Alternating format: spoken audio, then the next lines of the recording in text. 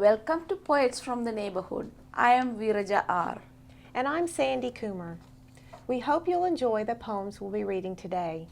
Poems written by your friends and neighbors.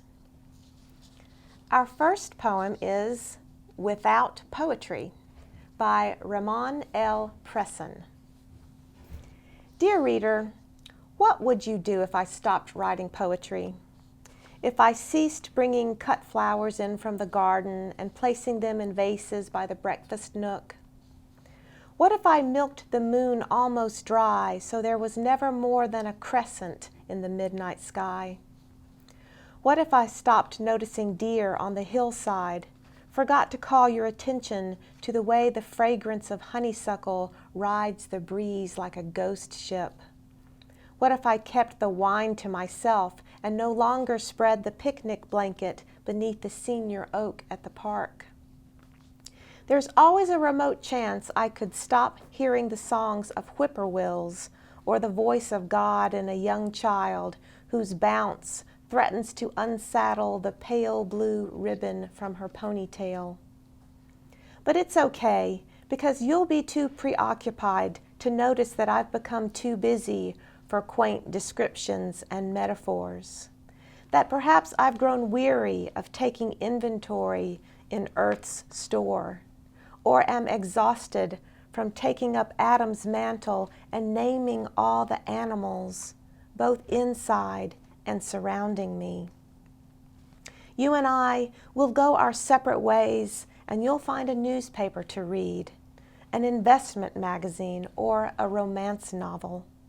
And I'll work the jumble, write serious books, and tell the librarians group that poetry is nice, but it doesn't pay the bills.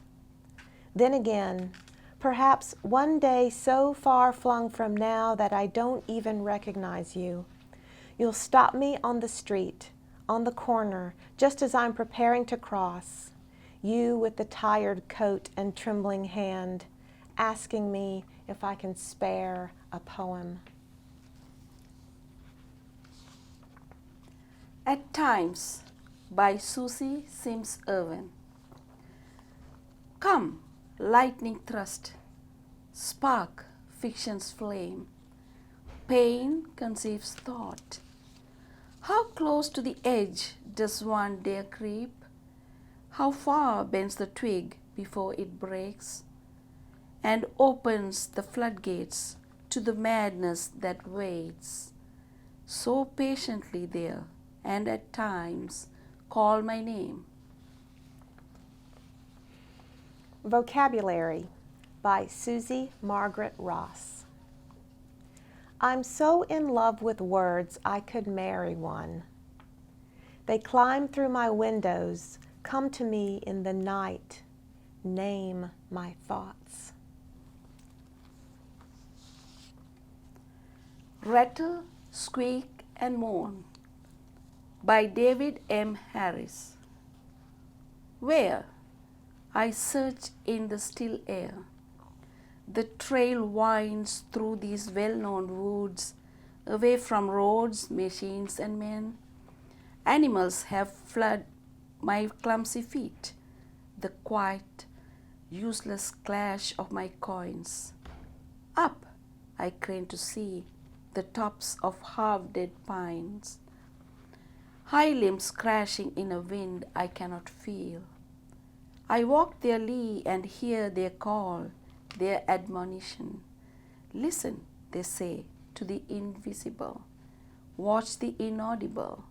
The imperceptible fills the world, and all you must pay is attention.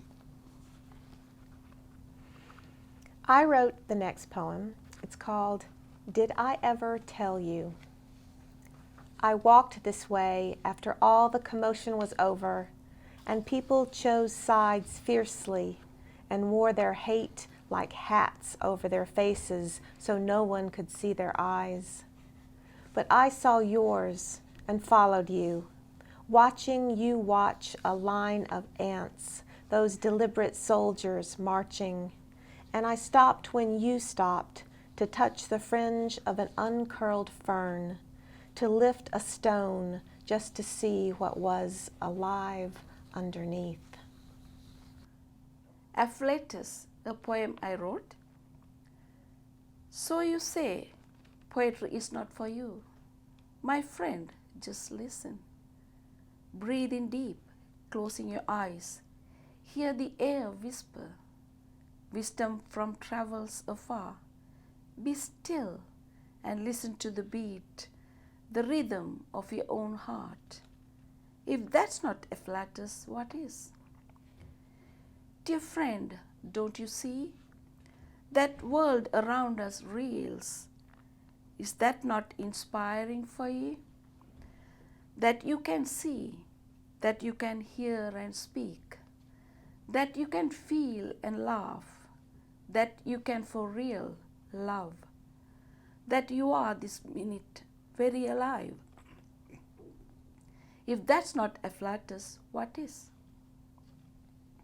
My friend, let the beauty of nature that you see and hear sink deeper into your heart, and your soul to love impart. Calming senses and impulses, channel thoughts to compose, lifting as bubbles weightless, float in the moment of bliss. If that's not Afflatus, what is?